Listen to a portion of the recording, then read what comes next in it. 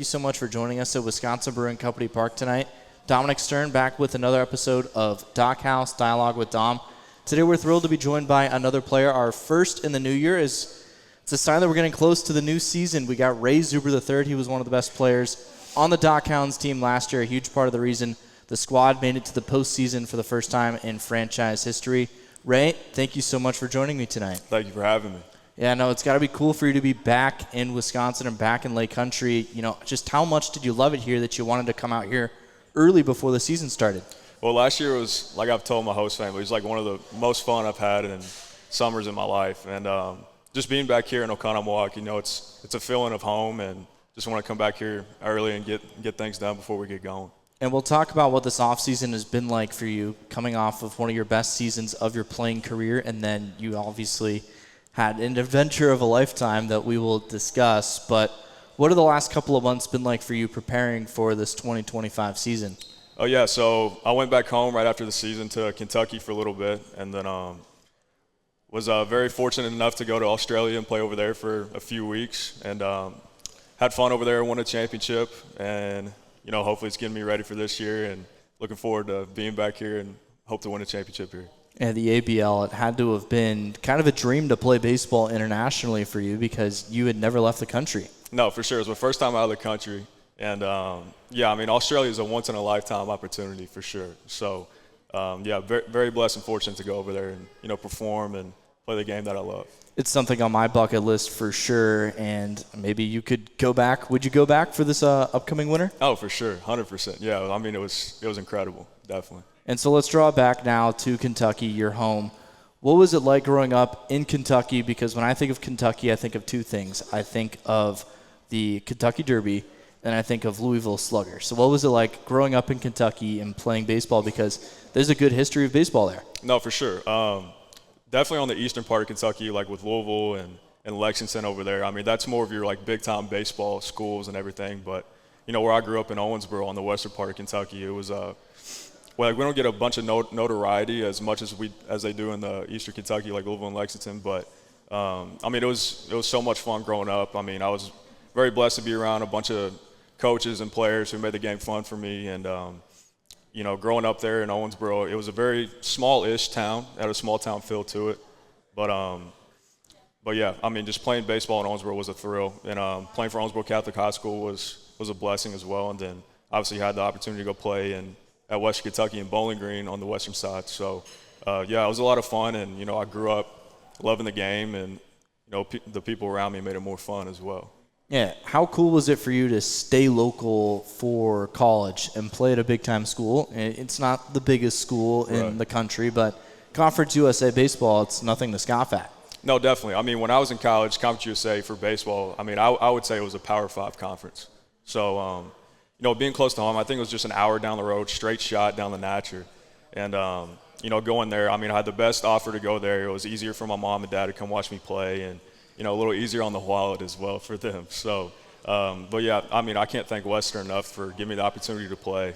And, I mean, I had an incredible 5 years there. It was so much fun, and, you know, I wouldn't change a thing. Yeah, you got 5 years, and one of the neat things, one of the very few neat things about the pandemic was that it gave athletes like you the opportunity to keep the ball rolling and maybe further your education a little bit more by staying in school for an extra year. How thankful were you for that opportunity? Because the school could have kicked you to the curb after 4 years, but you stuck around and you got some more playing time for Western Kentucky. No, yeah, I mean, that COVID year was obviously very unexpected, and it hurt a lot of people in the college world. So, yeah, I'm very thankful for them for giving me another chance to come back and play. And, you know, thank God the NCAA gave us another year of eligibility as well. So, but yeah, going into that year, the COVID year, I mean, obviously we thought our careers were over with. I mean, we didn't know if we were going to go – personally, I didn't know if I was going to go play professional baseball or have the chance to, let alone that. But yeah, I mean, those 5 years were incredible at Western for sure. And then 2022 is your last year at Western Kentucky, and then you flip that into staying locally as well and playing for the Florence Yalls in the Frontier League. Once again, you got to stay at home and play baseball. Maybe it wasn't as close to home, but still in Kentucky. How cool of an opportunity was that to now live out a dream in essence and play professional baseball, but also get to play at home? No, it was awesome. I mean, I didn't think I was going to play professional baseball. I mean, after that fifth year that I had, I mean, I didn't get drafted, didn't get signed, nothing like that. So I actually took a job in Louisville and had no thoughts about playing at the next level until the guy that I worked with, and we took a camp in Des Moines, Iowa, and we went there, and it was like a coaches versus players hitting competition or whatever, and he kind of saw that spark in my eye that I had when I went in there and hit again. I mean, it was the first time that I hit in like 3 or 4 months. So he was like, "Are you sure you're done playing baseball?" I was like, "Yeah, man, I don't know if I want to do it."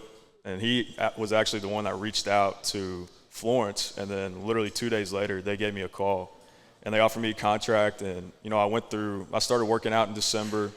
I fell in love with it again. I got to work out with a bunch of professional guys who were around locally in Louisville. And I just fell in love with the game again. And then going into Florence that first year, I really didn't know what to expect. So it was a very eye-opening experience. I was very fortunate to have a good year, and they offered me another contract the next year. And it was very cool as well because it wasn't too far of a drive for my family to come watch me play and everything. So, but yeah, very blessed, very fortunate to have that opportunity. And I can't thank Florence enough. It also had to be cool for them to be able to extend their fandom in watching you play, and for that to not break their bank once again and have to travel like some of the families have to do for the DockHounds here, or even families of professional baseball players having to travel across in minor league baseball. For sure. How awesome was it for them to still be able to watch you do what you love the most? They love it, man. I just can't thank my family enough for, supporting me and being there for me always. I mean, my mom especially is very excited for this upcoming year, and she loves baseball season. So a lot of props to my family for giving me the opportunity and, sacrificing a lot to help me get through an off season, or just helping me out here and there whenever I need it. So, but yeah, I mean, especially my mom and my dad and grandparents. I mean, I can go on and on and on. So, but yeah, it's very refreshing to have a support cast like them, and I can always lean on them. We're talking to Ray Zuberer III tonight. Thank you so much for coming out to Wisconsin Brewing Company Park, and we have some trivia afterwards at 6:30 with Skipper Dave. Ray's an outfielder with the DockHounds here going into his second season. And after that 2023 season, how did you get connected with the Lake Country DockHounds? Because technically you're traded here, but part of the allure of playing in a partner league is that you get to control where you play. All of a sudden, you're a DockHound. How did you get connected in here? So my Skip and I and Florence, we actually came to an understanding that it was time for me to move on. I kind of established myself in the Frontier League, and obviously I want to thank him for that. And I actually was in Louisville, and Jake Snyder, who played here, I was working out with him in Louisville, and I was like, "Hey man, I know you played for the DockHounds like in the American Association last year." Just asked him a bunch of questions how it was, and he actually gave me Tom's number. And so I texted Tom, I sent him my stats and everything, and I think it was like 5 minutes later, he shot me another text. We had a call later that night. And then, so him and Chad, the manager at Florence, I mean, they had their talks and everything, and eventually a couple months later, we had a contract, and I was able to come here. And yeah, I mean, that's just kind of how it went down. It was kind of a crazy offseason. There was a lot of patiently waiting for something to happen. But yeah, I can't thank Tom enough for having me, and obviously can't thank Chad enough for giving me the opportunity to come here. And you don't have any roots in Wisconsin yet. In all of my talks with the players who had joined the Lake Country DockHounds last season, you were the most excited to get to Lake Country. What stood out about the area when you were looking into it? Well, being sunny and 85 and not too much humidity and having lakes all around you going out on a boat isn't too bad. The golf is great. I'm a big fisherman, so I love fishing around here. But yeah, I just couldn't wait to get up here just because last year was so much fun. And like I said, it was the most fun I've had playing baseball in such a long time. But yeah, I mean, Oconomowoc is it's a special place to be, in my opinion. I can't thank my host family enough for bringing me in with wide open arms. And, it's nice to come up here to, really good people like yourself and everybody else around here. So, but yeah, man, I mean, it's just a special place. And, I can't thank everybody enough for having me. I feel the same way about the area. I mean, there aren't many places in the United States that are better to spend the summer. Now, a winter, I found out there are some better places it was a tough day today out here as well, and it actually cleared up and into a nice evening. So glad that I was able to allow people to get out here to our park tonight and be able to celebrate with us. But it's a great area, and the people are great, and that's exactly why the DockHounds have all of a sudden become a really sought-after place for players to come.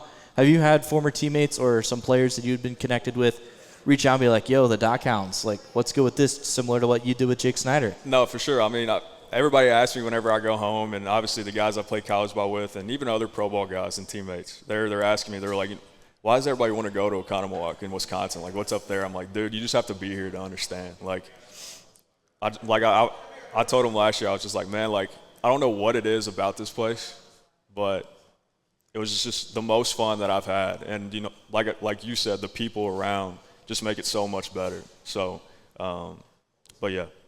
And I'm glad that you didn't mention this, but one thing that you made sure to mention to me last offseason was that you're a Packers fan. Yeah. And I know that you didn't get up to Lambeau last season, but you made it up there this weekend. Mm. How cool was it to get up to Lambeau for the first time? Because I, too, got to go up to Lambeau this offseason. Absolutely spectacular place.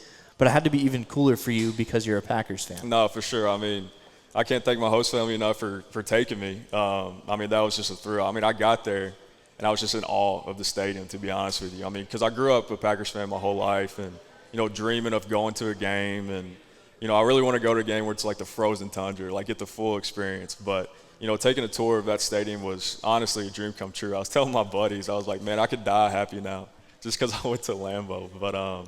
But yeah, man, growing up a Packers fan, being able to go there and, you know, experience that stadium and seeing like the history that was around, even in the Hall of Fame, like all the trophies and the insane players that have gone through there and just absolute legends. I mean, it was a thrill for sure.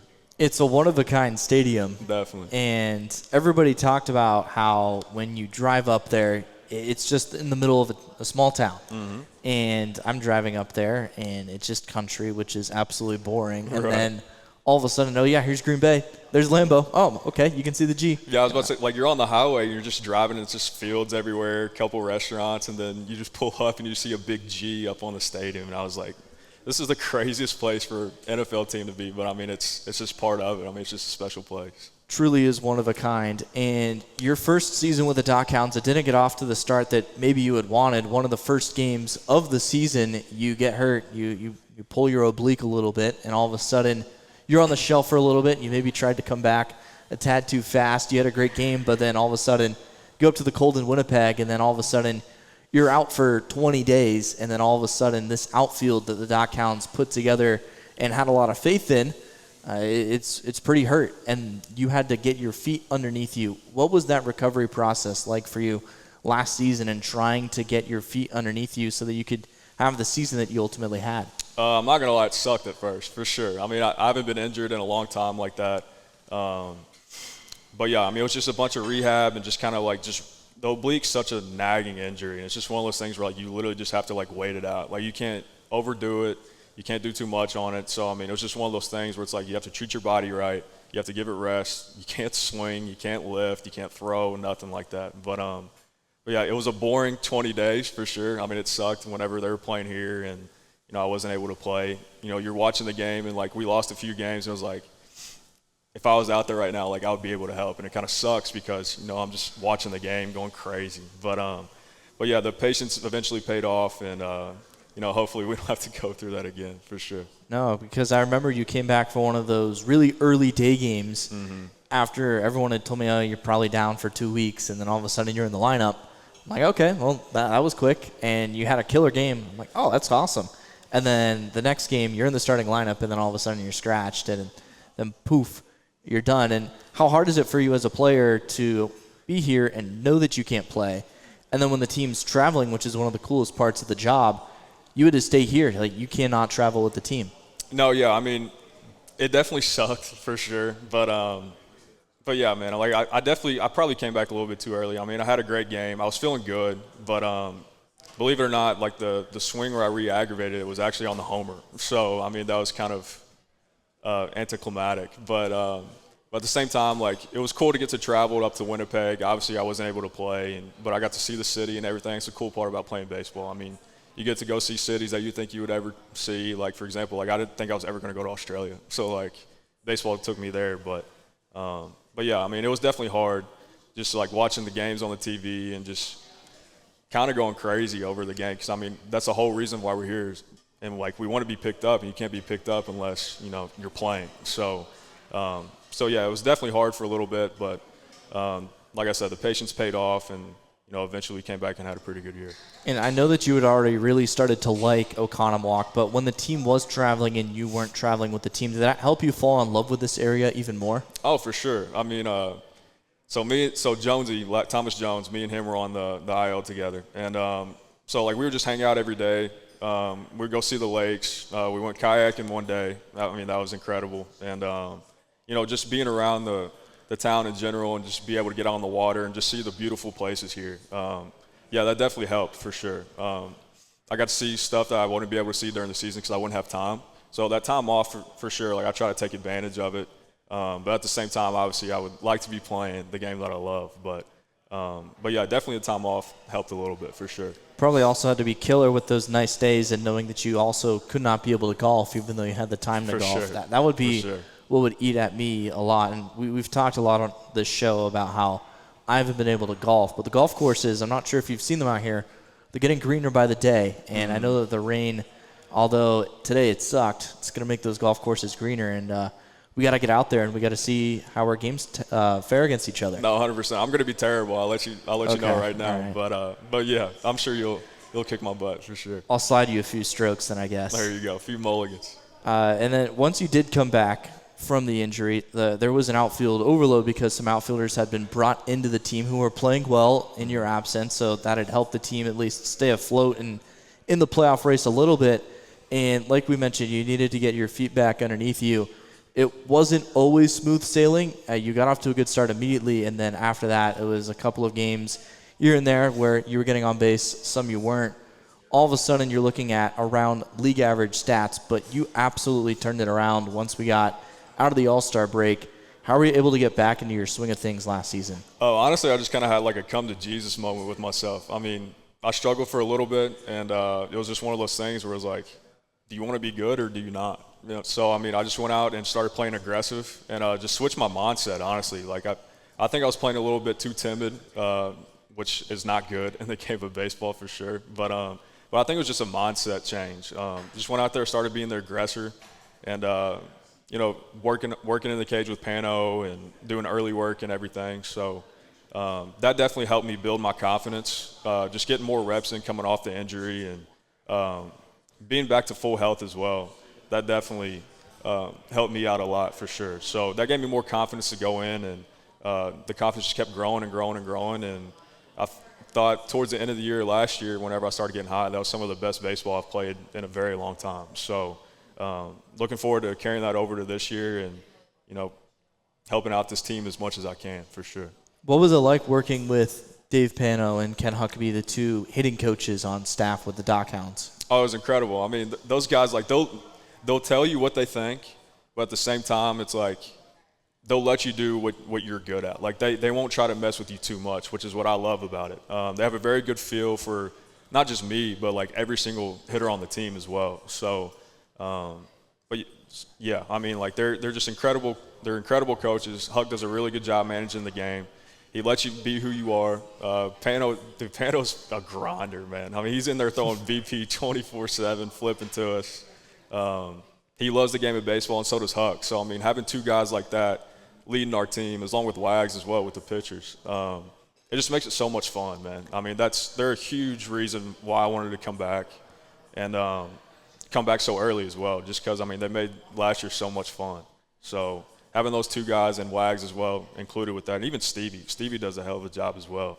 So, but yeah, those guys were the best for sure. Got the iron catching shirt on in honor of Stevie today, and I also got the Ray Zuberer III Flying Monkeys jersey because you can still get player-worn jerseys for $35 down in the fan store. I wanted a Flying Monkeys jersey, and you had a walk-off hit one night, so I figured I'd get your jersey and I'd sport it tonight. Looks good on you. Well, thanks. As I said to Tom earlier, you sound like my mom complimenting me how I look. So I appreciate it, though. It looks better on the players out there, though. My time in these jerseys has has certainly passed, and I appreciate putting on the headset. And it's cool to put it on with all of you guys, and you guys have been so complimentary of my work. I greatly appreciate it here with the Lake Country DockHounds. Definitely. Then just going forward into the season, coming out of the All-Star break, the team drops the first 2 games in Kansas City. It was kind of a make-or-break series for the team, especially with the Railcats, coming out of it. Sorry, Railcats, they were the punching bag last year. I mean, that's just – you look at the standings, that was the reality of it. How were you guys able to respond after losing a tough one in extra innings, especially after Davey hits a game-tying grand slam down to the last 2 strikes, to split the series, come back home in a month of August where a lot of the games were going to be played at home, and absolutely deliver for these fans? I mean, that was huge for us. I mean, because those coming right off the All-Star break, going to Kansas City, playing it, I mean, they're a good team. So dropping those 2 games was definitely tough. It was like one of those things where it was one of those moments where it's like, we got to go. Like, we got to go now. And if we want to do something cool and make the postseason and give a run at it, like, it starts now. So, and Huck made that very clear to us after the second game that we lost. And, I mean, it wasn't like we lost those games by a lot. We just weren't playing good baseball. I mean, that's just kind of what it came down to. And, I mean, that game where Davey hit the home run, and then we went to extra innings, and Benson hit that home run that next day, or it might have been the same day. I forget what it was. But yeah, that was a huge momentum swing for us. And, that got us going, and that just gave us confidence because we knew that we could win however many games that we won. It was just all about us just locking in and just playing really solid baseball. That's all it was. And one thing that stood out to me about Huck last season was that he always believed that you guys were going to get it done. And whether that be he had to make some roster changes, because of course he does that in the MLB Partner League. But no matter who was out there, he told me, Dom, they're going to get it done. And there was one point in the season where you guys were 7 games out of the playoff spot. And it's not like it's a 162-game season where you have 162 games to figure it out. There's only 100 games, which is still a lot, but there's 62 fewer games for you guys to climb back into the race. So the fact that you guys were able to do it was truly remarkable. But how much does it mean when you know that your coach has your back, to the broadcaster, to the fans, or to the employees of the team? Oh, I mean, it's everything. I mean, because obviously it starts with him. You know what I mean? So him having that confidence in us, and just encouraging us every single day to just be like, man, just go out there and just have fun with it. Just play the game that you love, that you've been playing since you were a kid. Him having that confidence in us definitely made a huge difference. And it was just a bunch of positive energy going around the clubhouse and everything. So, him having that confidence in us, and us starting to play really good baseball gave us confidence as well.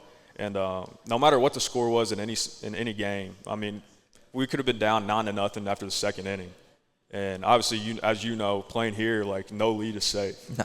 And we thought that everywhere that we played. So, because we had too good of a lineup, we had too good of a staff at that point in time, to where we knew that we could win the game, no matter what the score was, no matter how much we were up, down, whatever it was. So, once we started getting that confidence and started playing really solid baseball, I mean, we personally believe that we could win every single game. So. And it came true, and there was one addition that really propelled that on the position player aspect of things, and you got to work with him being an outfielder. It was Chavez Young. He came in, and you guys caught fire. Oh, for sure. How cool was it to play with Chavez Young? He brings a different type of energy that I've never seen before. I mean, day one, whenever he walked into the clubhouse, he was just loud, bohemian dude. I mean, he's incredible, man. I mean, him coming into the clubhouse last year and us picking him up, I mean, that was huge for us because he brought a different type of energy, like literally I've never seen before. I mean, he was just a happy-go-lucky guy. Was on his own time, like no care in the world. He just loves the game of baseball. And he definitely made it fun for all of us. Now, I don't want to put him on blast, but I remember him showing up one game like well after he should have showed up. And I had one question. I'm like, I got to get this dude's first name pronounced correctly because Baseball Reference has it Chavez. Mm-hmm. And I'm like, I've been told it's Chavez, but I got to get this correct. And so then he shows up. He's like, yeah, it's Chavez Young. And I'm like, all right. And then he goes out and gets 2 or 3 base hits and makes some great plays in center field. And it's like, well, he is on his own time. And, you know, when you've put the work in behind the scenes, you can do that sometimes. For sure. Then for that final week of the regular season, being all at home, win 3 one-run games against the Kane County Cougars, who were a playoff team and ultimately went on to win the championship. And then those 2 games that were absolutely packed to the brim and sold out here at Wisconsin Brewing Company Park. When the team clinched its first ever postseason berth, how cool and how awesome was that week for you? Because that was everything that you guys had put in all offseason and then during the season. So we wanted to do it on the firework night, which unfortunately didn't happen. We played terrible that game. But going back the next night, we knew we were going to bounce back, and we knew the whole time that we were going to win that game, like no matter what. Like we refused to lose that game. Doing it on a night where, I mean, the stadium was just absolutely packed. It was an electric crowd. Fans were super into it. And then after the game, being able to celebrate and then watching a drone show afterwards, I mean, it was the icing on the cake for sure. But you know, a moment like that is what you look forward to all offseason. That's why you go through such a grueling offseason, 6 months out of the year, to where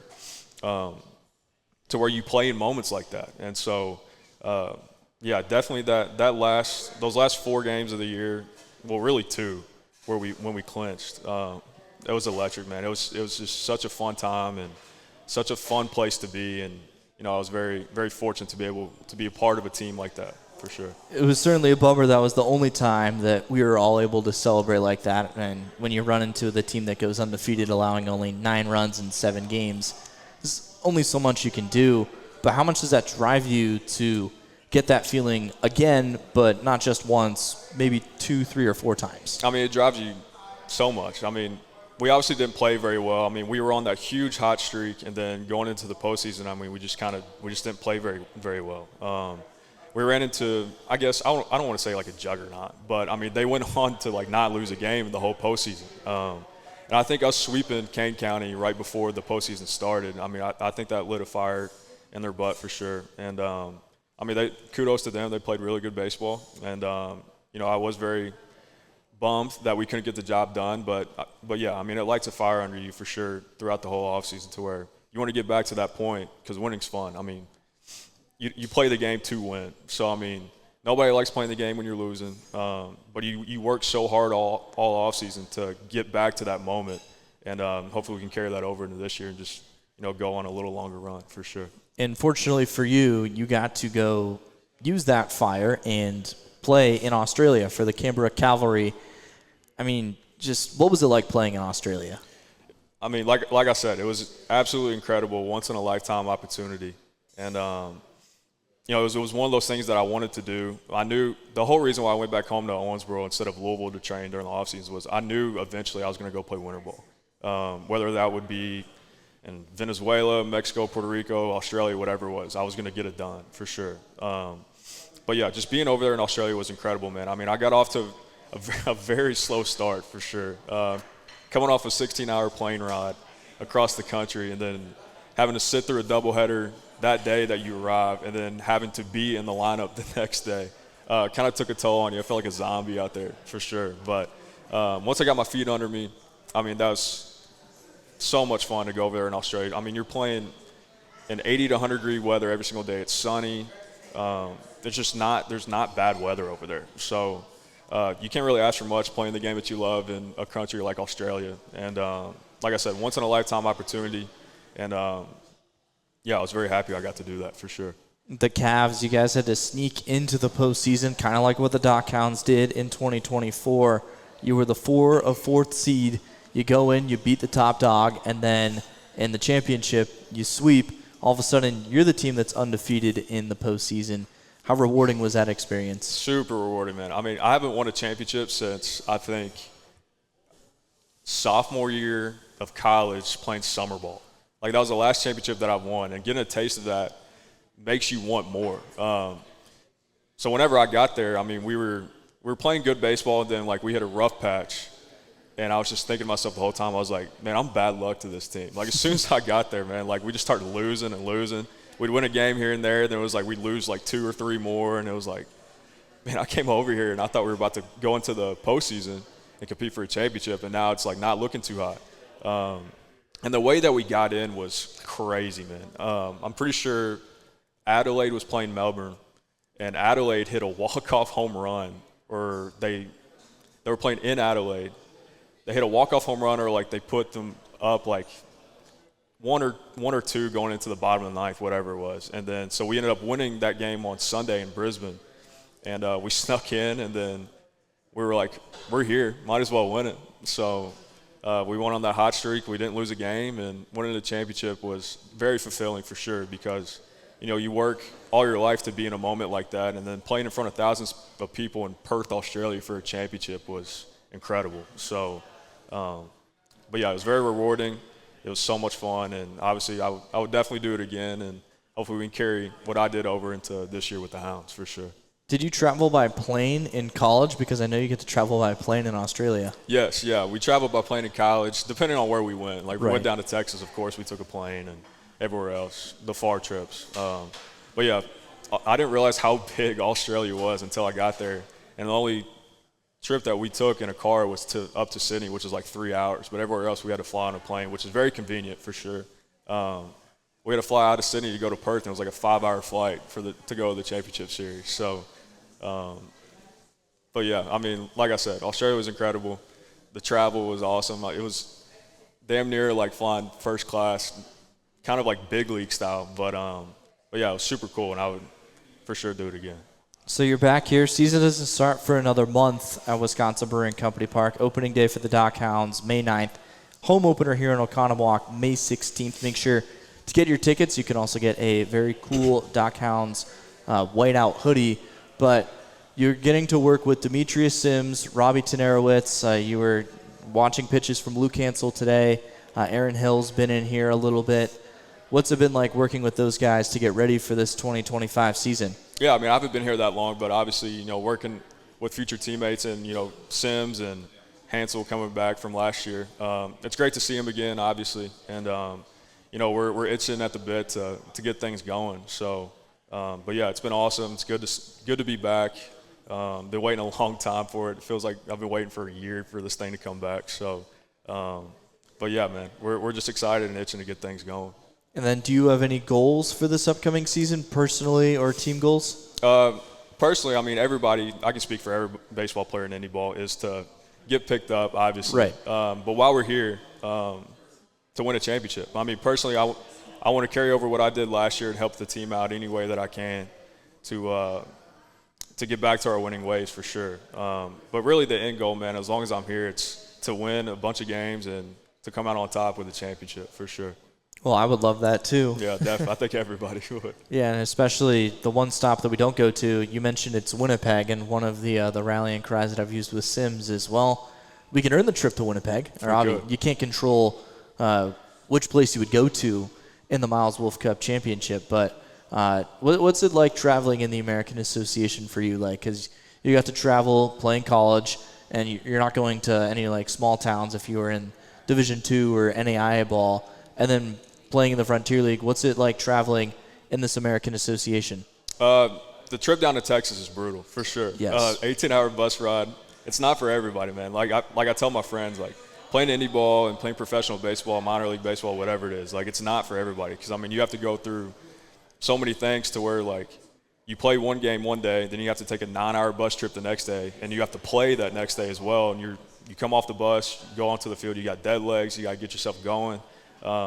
But the places that we go to in the American Association, I enjoy. I mean, we get to go to Kansas City, Lincoln, Nebraska, where the Cornhuskers are, down to Texas, right by Fort Worth, Winnipeg. I mean, I can go on and on. Chicago. I mean, places like that to where, like, they're very cool cities, and you can, in your downtime if you want, go out and explore. And it's cool to go to different cities like that and be able to obviously play the game that I love. Baseball has brought me to so many cool places that, if I wasn't playing, I don't know if I would go to. So the travel can sometimes be brutal for sure. It ain't for everybody. But yeah, all in all, like, the bus trips, we make it fun. I mean, we'll be on the bus, we'll chatting it up, playing games, whatever it is. So the guys make it very enjoyable. The staff makes it very enjoyable. And it's just all about having fun with it.